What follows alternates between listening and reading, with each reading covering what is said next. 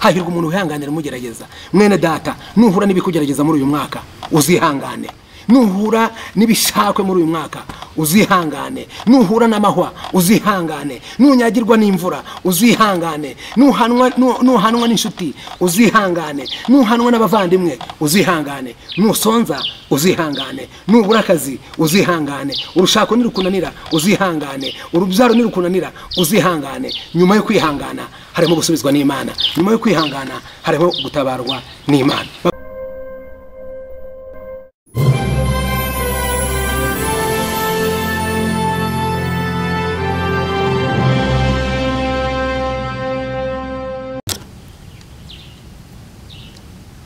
Bene data, inshuti kandi bavandimwe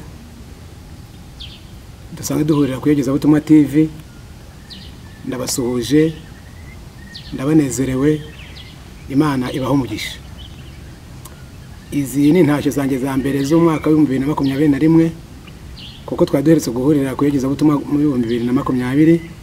Turashima Imana yabanye natwe, turashima Imana yaturinze, ikaturindira mu murimo wayo, ikaturindira mu miryango yacu, ikaturindira mu gihugu cyacu, namwe ikabarindira aho muri.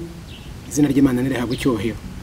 Mureke rero mbere yuko tuganira iminota mike cyane, kuko uyu munsi nifuje kubasuhuza abantu twabanye muri 2020 muri uyu murimo, kandi nifuje kubasangiza ijambo ry'Imana ritari bufate iminota myinshi. Niryo ndibuze kuza gusoresha isengesho ry'umugisha. Numvise Imana yankize ku mutima kubasabira umugisha w'umwaka wa 2021 turi gutangira. Mureke rero dusenge.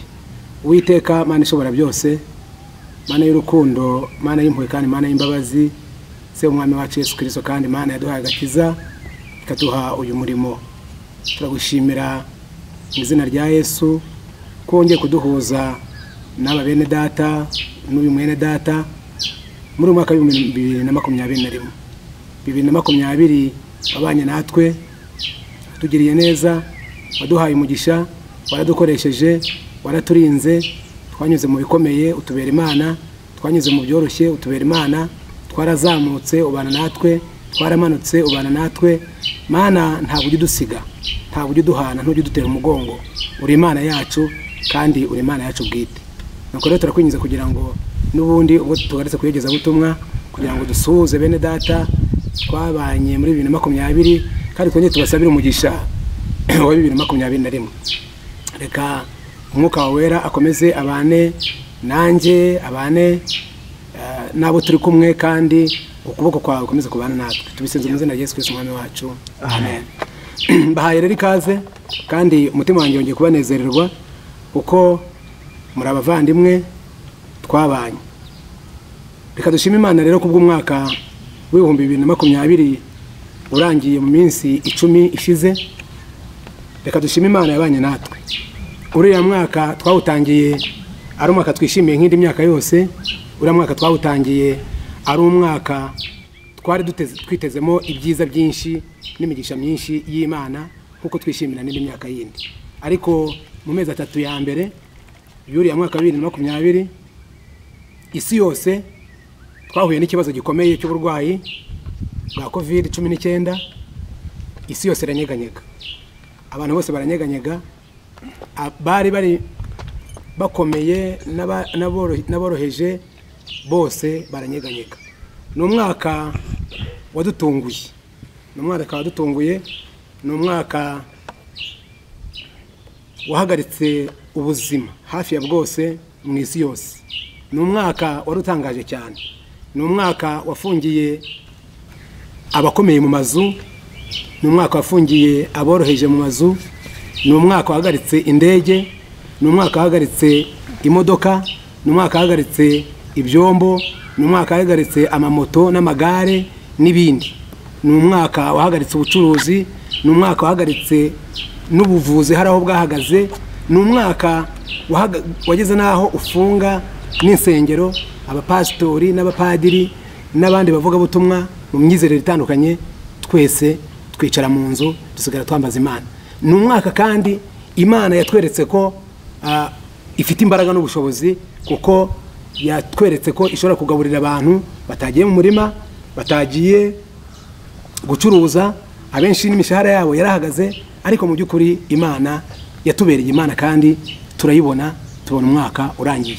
Mwene data rero inshuti, niba uyu mwaka wa 2020 warahuyeho n'ibibazo bigiye bitandukanye, birumvikana, ndagusaba kugira ngo Imana iguhumurize, Imana igufashe, kandi Imana ikomora ibikomere byose wakomerekeye mu mwaka wa 2020. Reka Imana Data wa twese uri mu ijuru iguhereze umugisha, kandi nguhaye ikaze twongere twinjirane mu mwaka wa 2021. kandi reka nongere ngusabe kugira ngo ukomeze ubane natwe kuyogeza butumwa TV, aho uzakomeza kumva muri uyu mwaka ubutumwa bwiza Imana izakugezaho, Imana izabagezaho kunyuza ku bapastori benshi, abavuga butumwa, abanyamasengesho, amakorali atandukanye, abahanzi ku giti cyabo. 2020 rero ni umwaka Imana iduhaye kugira ngo twongere tugikorere. Bavandimwe rero, iyo ndeba umwaka, iyo ngewe ninjira mu mwaka, ngewe Pastor Nkurikiyumukiza Alphonse, iyo ninjira mu mwaka ari ukuntu nkubona. Umwaka njya ngugereranya n'ishyamba, ishyamba kandi nkawugereranya n'ishyamba ry'inzitane. Iryo shyamba kubunana uryinjiramo, tukishima, tugaselebratinga, tukabyina, tukarya ibyo dufite, tukambara neza, tugashima Imana, ariko kandi tuba twinjiye mu ishyamba. Mw'iryo shyamba rero, muri uwo mwaka njya ngereranya n'ishyamba. Ishyamba buriya rero inzitane ari rirerire, umenya itangiriro utazi iherezo ryayo. Ni igihe umenya aho winjirira ariko utazi aho uzasohokera. Kandi ishyamba ushobora kuriruriramo n'ibintu bitandukanye. Icyambere, ushobora kwinjira mu ishyamba ugasanga imvura iri kugwa, imvura ikakunyagira, ntaho kugama ufite. Iryo ni ishyamba. Ishyamba ushobora kuryinjiramo ugahuriramo n'izuba, ukabonamo akazuba keza kandi bita ka kibera inka, cyangwa ugahorana rya ryitwa igikatu. Buri iryo zuba ryose ryaba ari rikeya, ryaba ari ryinshi, ukaryihanganira uko riri, ariko kuko uri mu ishyamba nta yandi mahitamo yandi uba ufite. Mu ishyamba kandi ushobora guhuriramo n'umugezi, wananiwe, waguye umwuma, wagera mu nzira ugahoramo n'akagezi karimo amazi y'urubogobogo, amazi agenda, ku mazi ugasomaho, ukongera ugahembuka.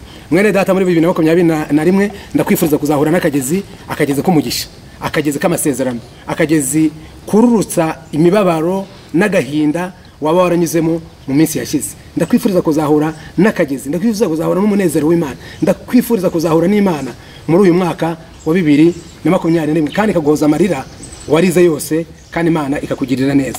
Ariko kandi kubera ko mu buzima busanzwe umuntu ahura n'ibyiza kanahura n'ibibi, mu ishyamba ushobora guhura n'abagizi ba nabi. Abagizi ba nabi baguhohotera, bakugirira nabi, abagizi ba nabi mbese bakakumirira nabi. Mwisi rero mu mwaka ushobora guhura n'abantu babi, duhura nabo rwose, ntabwo ari gitangaza, aho Satani ari ntiyabura abantu babi. Ushobora guhura n'abagambanyi, ushobora guhura n'indyarya, ushobora guhura n'inkozi z'ibibi, ushobora guhura n'abapagane bakakugirira nabi, cyangwa ukanahura na bene data babi, kuko nabo babaho. Ndagusengera rero mwene data kugira ngo uyu mwaka Imana izakurinde ababi, kandi Imana izakurinde ibibi byose, kandi Imana izabane nawe, kuko Imana izakubone muri byose. Kandi mu ishyamba mu mwaka ushobora kugira aho ugera ukagwa gacuho, kubera kunanirwa, kubera urugendo rurerure ukagwa gacuho, ukajya munsi y'igiti, wagera Nyagasani ukabona igiti cy'inganzamarumbo, ukihishamo hariya hasi, ugafata ugacucu, ugafata ka freshness, warangiza ugasohoka ugakomeza urugendo. Mwene data, ndakwifuriza kuzahura n'amahumbezi, kandi amahumbezi atangwa n'Imana. Muri uyu mwaka ndakwifuriza ko Imana izakwiyereka, kandi Imana ikakugirira neza mu izina rya Yesu Kristo. Mu ishyamba kandi ushobora kugera ahamanuka, ugacuncumuka, ukaba kwikubita hasi. Mu ishyamba ushobora kugera ahazamuka, nabwo ukongera ukabira ibyuya. Ariko ndakwifuriza kugira ngo nk'uko kumanuka, nk'uko kuzamuka, aho uzagera hamanuka, aho uzagera hazamuka, uzabane n'Imana. Ndakwifuriza muri 2022 kugira ngo Imana yo mu ijuru izaguhereze akabando ko kwitwaza. numanuka utazikubita hasi ukagwa, nuzamuka utazananirwa kugeza ubwo uzagera mu mpinga z'umusozi. Imana rero izaguhe akabando ko kwitwaza muri 2021. Sinzi niba akabando wumva wenda akabando reka dufate kari ubuzima, reka dufate kakabando ari inshuti nziza, reka dufate kakabando ari akazi ku bashomeri, reka dufate kakabando ari promotion mu kazi, reka dufate kakabando ari urushako rwiza rukunejeje, reka dufate kakabando ari igikundiro. Icyo ni isakabando, ni umugisha w'Imana n'imbaraga z'Imana n'indi migisha yindi itandukanye Imana ihereza umuntu uri mu rugendo. Ibi byose rero ndabikwifuriza mu izina rya Yesu. Mu ishyamba kandi ushobora kugera ahantu hari ibiti by'ubwoko bwinshi. Yesu ashimwe cyane. Ushobora kugera ahantu hari ibiti by'ubwoko bwinshi, ugasanga ahantu amafuru yeze, ugasanga ahantu mbese imbuto zeze, ugasoroma akanyomoro ukarya, ugasora agacunga ukarya, ukongera ugasubizwamo imbaraga, ukongera ugahembuka. Mwene data ukurikiranye iyogezabutumwa TV muri aya masaha, ndakwifuriza mu mwaka wa 2021 kuzahura n'umugisha w'Imana mu izina rya Yesu. Uzahure n'abazakugirira neza, uzahure n'ibizanezeza umutima wawe, uzahure n'ibizakunezeza bikanezeza n'inshuti zawe, bikanezeza n'inshuti n'abavandimwe bawe. Mu ishyamba ushobora gusanga imirambo, mu ishyamba ushobora kwinjira mu ishyamba ukagenda ugasanga imirambo y'abantu bapfuye kera, ugasanga imirambo y'abantu bapfuye vuba bitazi icyabishe, ibyo byose bigaca intege. Ariko mwene data ndakwifuriza kuzakomera, ndakwifuriza kuzatera intambwe, ndakwifuriza kuzarenga abandi baguye, ndakwifuriza kuzarenga ibanga atatu adufasha kwinjira muri uyu mwaka no kuzasohokamo neza, tubana n'Imana neza, tubana n'abandi neza, dukora ibihesheje icyubahiro kandi dukora ibituzanira umugisha. Ibanga rya mbere, gutungwa n'ijambo ry'Imana. Mwene data ukurikiranye iyogezabutumwa TV, niba ushaka ko uyu mwaka wa 2021 uzawubonamo ibyiza byose wifuza kandi ukagendana n'Imana, soma ijambo ry'Imana, iga ijambo ry'Imana, ganira n'abandi ijambo ry'Imana. Zaburi y'119 umurongo wa 105 havugwamo amagambo agira ati, ijambo ryawe nitabaza ry'ibirenge byanjye, ni umucyo umurikira inzira zanjye. Nusoma ijambo ry'Imana, nuganira n'amara ijambo ry'Imana, niwuza ijambo ry'Imana, ugatungwa n'ijambo ry'Imana, ukagendera mu ijambo ry'Imana, uzamenya icyo Imana ikunda nawe ugikunde, uzamenya icyo Imana yanga nawe ucyange, uzamenya ibyatwaye Imana umutima nawe bigutwara umutima, uzamenya iby'Imana yanga urunuka nawe ubyange urunuka. Nusoma ijambo ry'Imana uzumva uburyo Imana yagingiye n'abantu b'Imana, uhereye kuri Aburahamu ndetse n'abandi, uburyo Imana yagendanye nabo. Nusoma ijambo ry'Imana uzareba aho bagiye bagwa, we ntuzahagwa. Nusoma ijambo ry'Imana uzareba uburyo Imana yagiye ibarwanira intambara n'ibitangaza byinshi Imana yagiye ikora kandi ikoresheje abantu, ikoreye kandi abantu bagendanye n'Imana. Bavandimwe rero, ijambo ry'Imana reka rizakubera itabaza muri 2021. Reka ijambo ry'Imana rizakubere umugati, rizakubera amazi atunga ubugingo, kandi rizakubere umucyo kugira ngo utanyerera ukagwa mu rwobo rwa Satani. Rero ijambo ry'Imana nuryitaho ugakomeza kugendana n'Imana, Imana izagomeza igufasha. Iri ni banga rya kabiri rizagufasha kugendera muri 2020 ukagenda wemye, ukagenda uri umuntu w'Imana kandi uha umugisha w'Imana. Ni ugusenga, gusenga. Haleluya. Gusenga ntabwo umuntu yabona uburyo abivuga, kereka usenga niba ubyumva. Imbaraga ziba mu masengesho, gutabarwa n'Imana bizanwa n'amasengesho, kumvirwa n'Imana bizanwa n'amasengesho, uburinzi bw'Imana buzanwa no gusenga, ubudahangarwa buturuka ku Mana buzanwa no gusenga, igikundiro kizanwa no gusenga, amasezerano atangwa no gusenga, kwihanganishwa n'Imana bizanwa no gusenga. Bene data, gusenga. Umwanditsi Yakobo arandika mu gice cya 5:16 aravuga ngo gusenga k'umukiranutsi kugira umumaro mwinshi, ngo ntabwo kugira umumaro mukeya, ngo gusenga k'umukiranutsi kugira umumaro mwinshi, ngo ariko iyo asenganye umwete. Hari umukozi w'Imana twabigaramo baramajije ngo iby'ingenzi byafasha umuntu mu rugendo nibihe, arabwira ngo ni ibintu bitatu. Ati icyambere no gusenga, ati tubwira icya kabiri, aravuga ngo icya kabiri no gusenga, arongera ati tubwira icya gatatu no gusenga.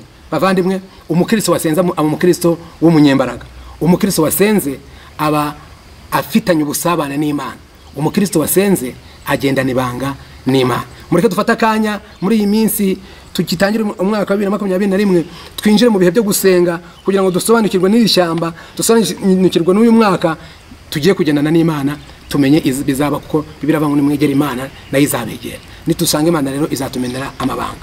Icya gatatu ndibuze gusorezaho kugira ngo dusenge Imana ni ukwihangana.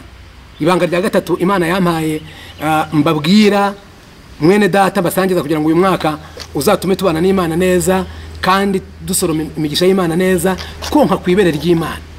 Muri mwaka 2021 no ibanga rya gatatu no kwihangana.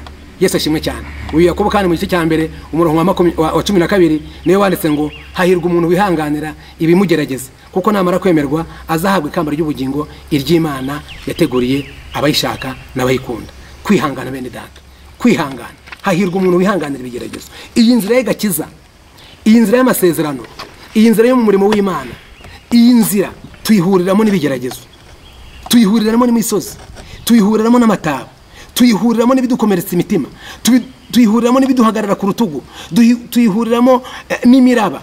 Imiraba ituruka imbere kugira ngo tuzibiranye itubuze gukomeza, imiraba ituruka ku ruhande kugira ngo idukubite hasi tubirindure, imiraba ituruka inyuma. Kandi iyo miraba izanwa n'umuntu, ushobora kuzanwa n'umwanzi, ushobora kuzanwa n'uwo muturanye, ushobora kuzanwa n'uwo musengana, ushobora kuzanwa n'uwo mukorana umurimo w'Imana. Bavandimwe, kwihangana. Ikintu kiranga umuntu w'Imana ni ukwihangana. Ikintu kiranga umuntu uzakomera ni ukunyura mu bigeragezo ukabitsinda. Bene data, abantu bakomeye muri Bibiliya ni abantu bihanganye. Abantu bakomeye muri iyi si ni abantu bihanganye. Abantu bakomeye muri uyu murimo w'Imana ni abantu bihanganye. Ntabwo tuye tubura urucantege, ntabwo tuye tubura ibitubabaza, ntabwo tuye tubura ibidukurura, ntabwo tuye tubura ibidusunika, ariko kuko Imana itwuzuza umwuka wera kugira ngo twihangane, turihangana tugakomera, kweze kukarangira ukuri gutaha, umwaka ugashira ugataha, tugakomerera muri Yesu, tugasingira amasezerano. Izina ry'Imana rigahabwa icyubahiro.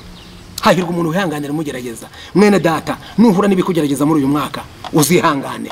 Nuhura n'ibishakwe muri uyu mwaka uzihangane. Nuhura n'amahwa uzihangane. Nunyagirwa n'imvura uzihangane. Nuhanwa n'inshuti uzihangane. Nuhanwa n'abavandimwe uzihangane. Nusonza uzihangane. Nubura akazi uzihangane. Urushako nirukunanira uzihangane. Urubyaro nirukunanira uzihangane. Nyuma yo kwihangana harimo gusubizwa n'Imana. Nyuma yo kwihangana harimo gutabarwa n'Imana. Bavandimwe rero, nshuti turi kumwe kwiyegeza Butumwa TV, ndumva amabanga Imana yari yampaye. Ibanga rya mbere ryavugaga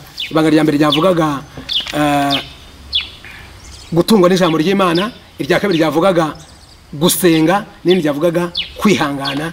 Ngaye amabanga azadufasha kunyura muri uyu mwaka. Imana ibaho umugisha. Nyemerera mwene data turi kumwe, nyemerera ngusengere, ndumva nagusabira umugisha. Ndashaka kugusabira umugisha muri uyu mwaka 2021. Mwaka wa 2020 twabanye neza, abo tuziranye, abo tutaziranye, abo tuzamenyana, abo tutazamenyana, abo tuzahurira kuri ikoranabuhanga Imana yaduhaye. Mwese fungura umutima wawe, tega ibiganza, niba ushaka gusabira umugisha.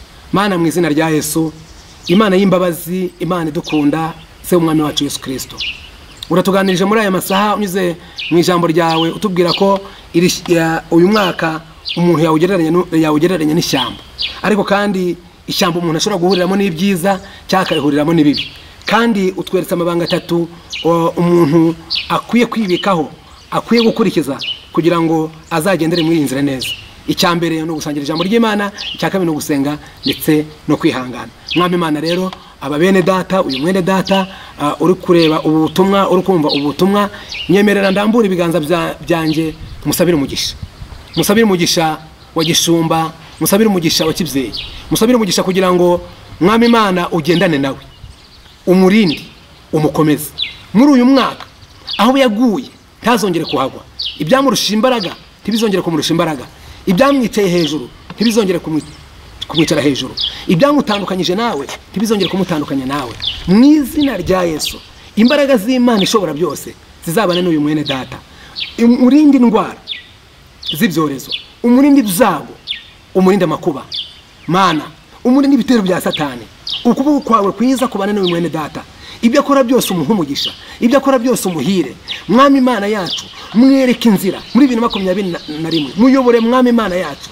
Reka wumve gusenga kwe, reka wumve kwinginga kwe, mu imbaraga. Mwami Imana, ndakwinginze kugira ngo muri uyu mwaka umwihishurire, muri uyu mwaka abo Satani yapfutse ubapfukure mu izina rya Yesu. Kandi asenze kugira ngo Mwami Imana yacu, uyu mwene data niba adaherutse guseka umuhe guseka. Niba adaherutse kunezerwa, umuhe kunezerwa. Niba adaherutse kwishima, umuhe kwishima. Mwami Imana, niba amaze iminsi ku gisuzuguriro, icyo gisuzuguriro ukimukureho, igisuzuguriro cy'amadayimoni ukimukureho mu izina rya Yesu. Mana, ni iki wakora kugira ngo uyu muvandimwe akunezererwe kandi akunezererwe Mwami? Mukorera imirimo n'ibitangaza. Bya bitangaza ukora abantu bakabibona bagahimbaza izina ryawe. Bya bitangaza ukora umuntu atavuze nabyo bwabyo bikavuga. Bya bitangaza ukora Mwami Imana umuntu ataranguruye byo bikirangururira. Urakoze kumvisha gusenga kwacu. Reka uyu mwaka mwene data azagera mu kwezi kwa 12 wahinduye amateka. Reka azagera mu kwa 12 wakoze imirimo n'ibitangaza. Aza celebrating umwaka mushyashya n'umuryango we n'inshuti ze,